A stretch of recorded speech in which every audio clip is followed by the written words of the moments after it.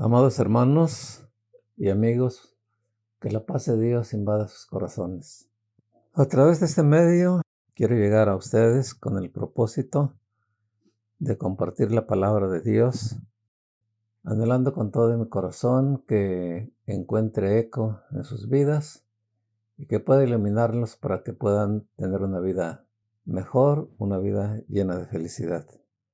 Durante algunas semanas estuvimos compartiendo con ustedes algunas reflexiones basadas en la esperanza. Hoy vamos a iniciar con una serie de reflexiones basada en la consagración.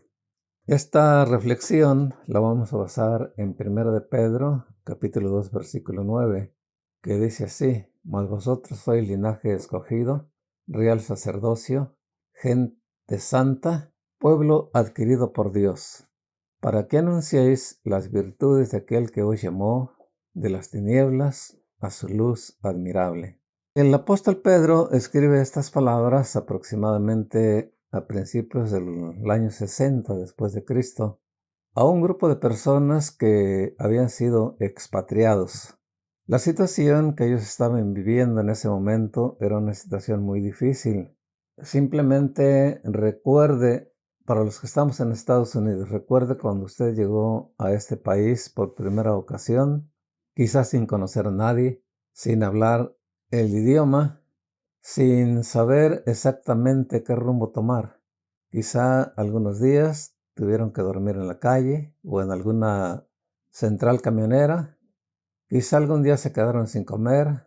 La situación que esta gente estaba viviendo era una situación muy crítica. Muchos de ellos no tenían empleo, muchos de ellos no tenían familiares en quien refugiarse, estaban padeciendo hambre, estaban enfrentando situaciones emocionales y también algunas situaciones a nivel espiritual. En ese momento ellos necesitaban palabras de aliento, palabras que les levantaran el ánimo, que los hicieran sentir que estaban vivos y que había una esperanza maravillosa para sus vidas, que no todo estaba perdido. Cuando Pedro se entera de esta cuestión, les escribe y les recuerda quiénes son ellos delante del Señor.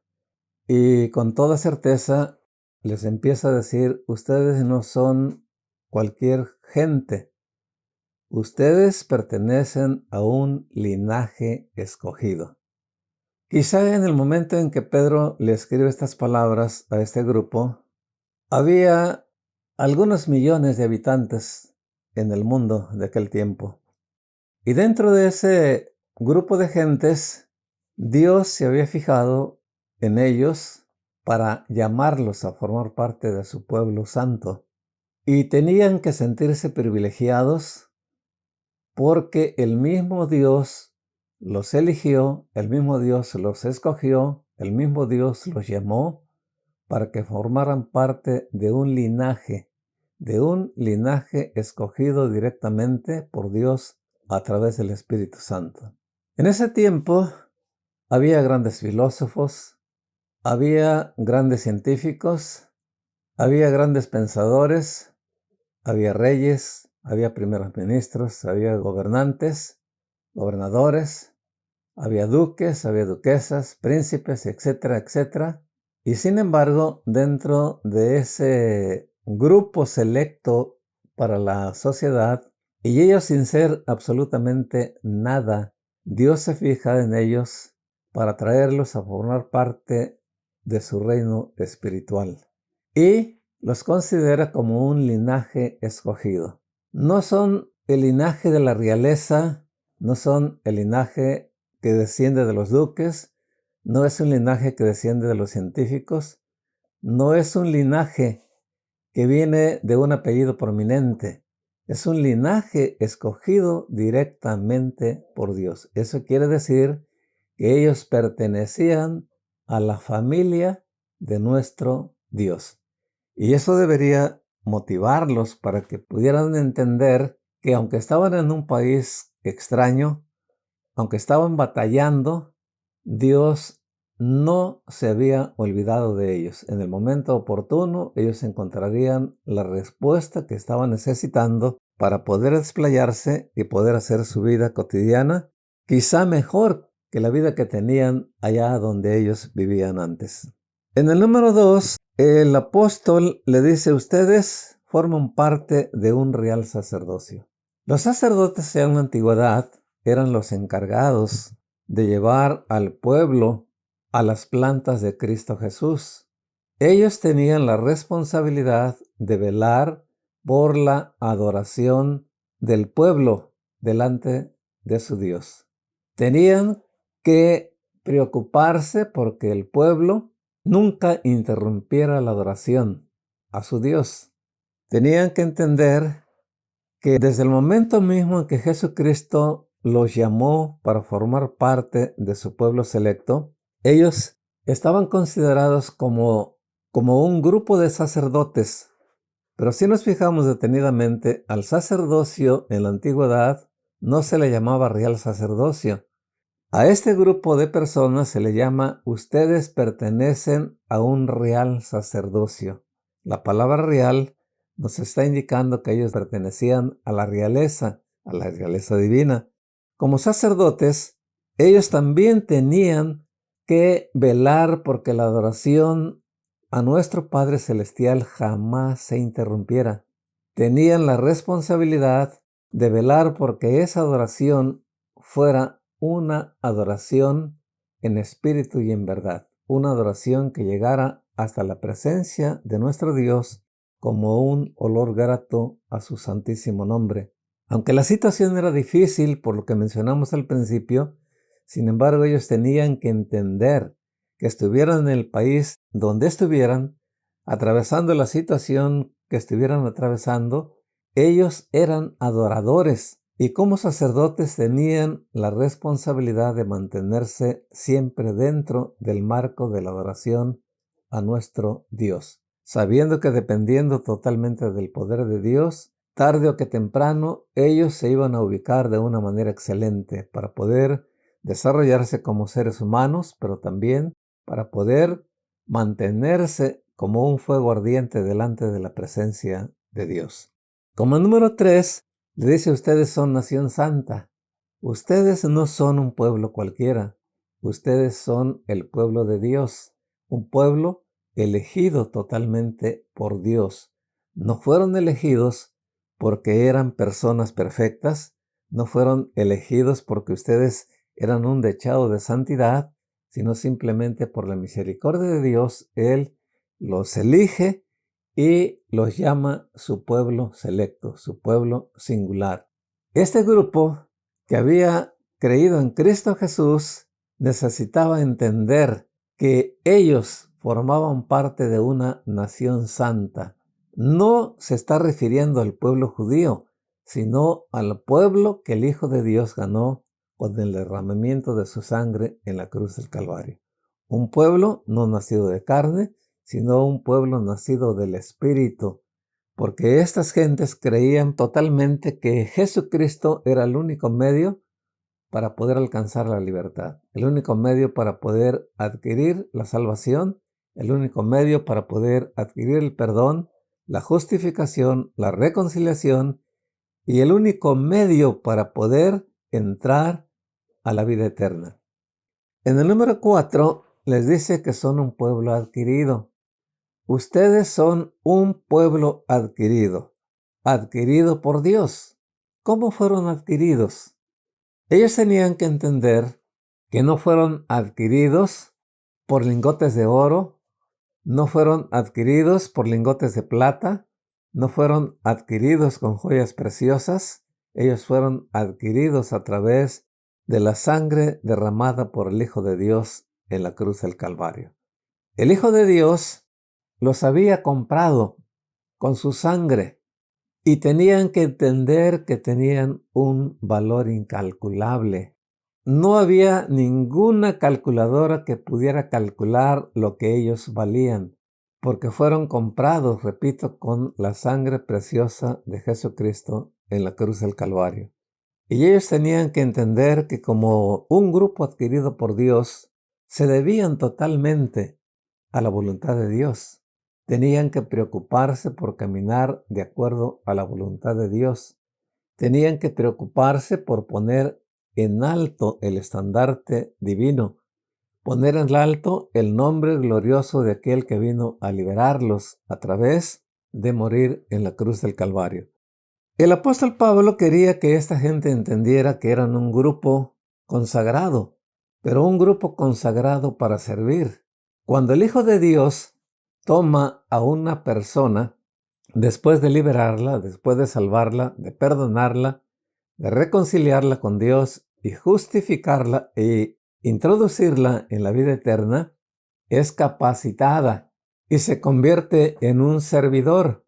Como servidor, tiene que utilizar todos los recursos que el Padre Celestial le ha dado para poder llevarle a las gentes la noticia de aquel que los liberó. Y aquí el apóstol les dice en la última parte, después de mencionarles, ustedes son linaje escogido, ustedes son sacerdotes, ustedes son una nación santa, ustedes son un pueblo adquirido. La última parte dice, para que anuncien las virtudes de aquel que los llamó de las tinieblas a su luz admirable. Tenían que entender que ellos eran servidores de aquel que los liberó. Y como servidores ellos tenían que ir ante el mundo para presentar las virtudes del Hijo de Dios.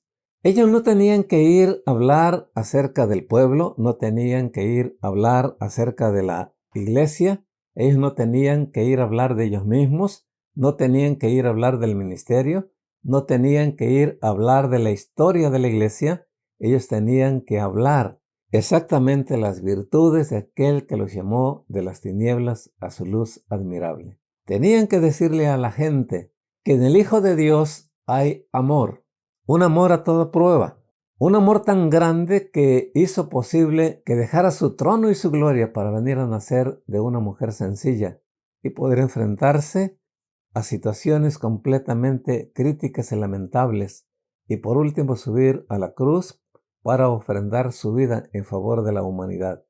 A través de su amor, Él tuvo misericordia de las personas que estaban necesitadas en aquel tiempo.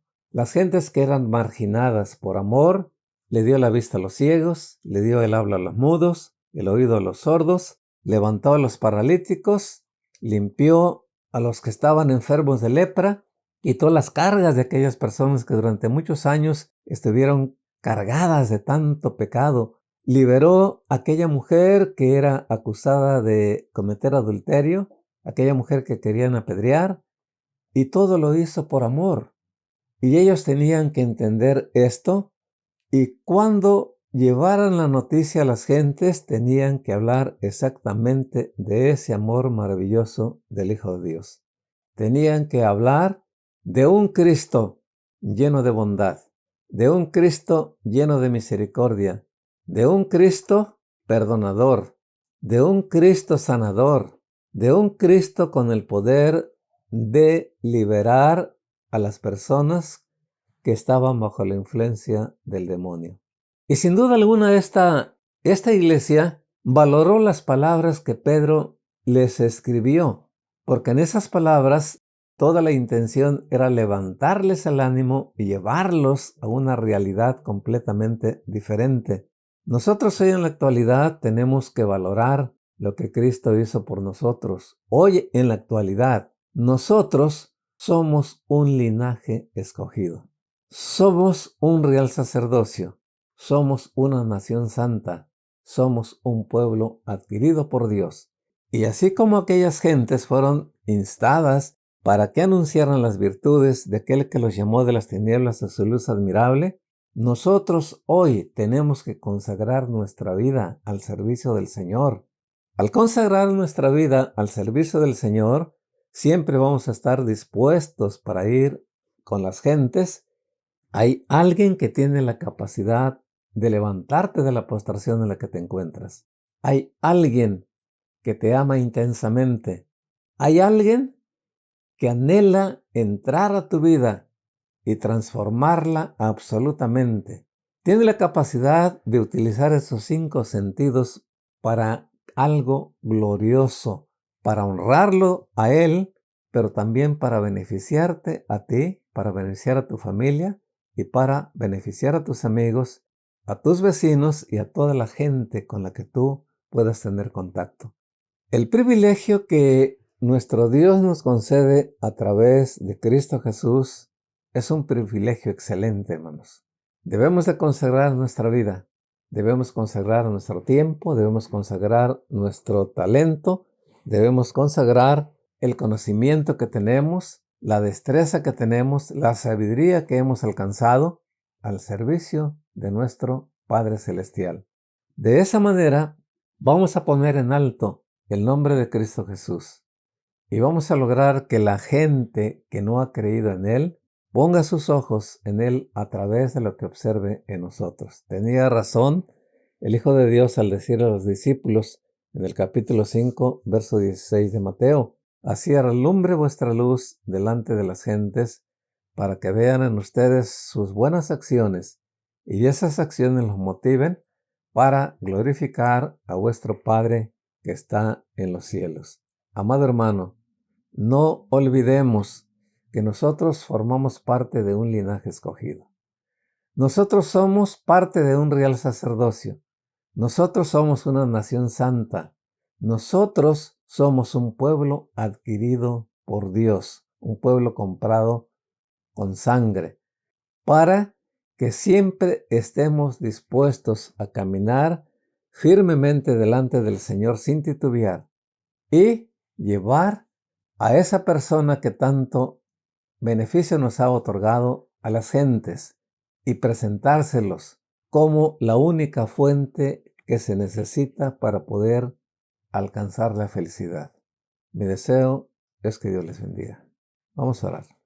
Bondadoso Dios, muchísimas gracias porque nos diste la oportunidad de hacer un recorrido en este maravilloso versículo, donde a través del apóstol Pedro le ha recordado a la iglesia a través de los tiempos que somos algo sumamente importante en tus manos desde el momento mismo en que creímos en ti.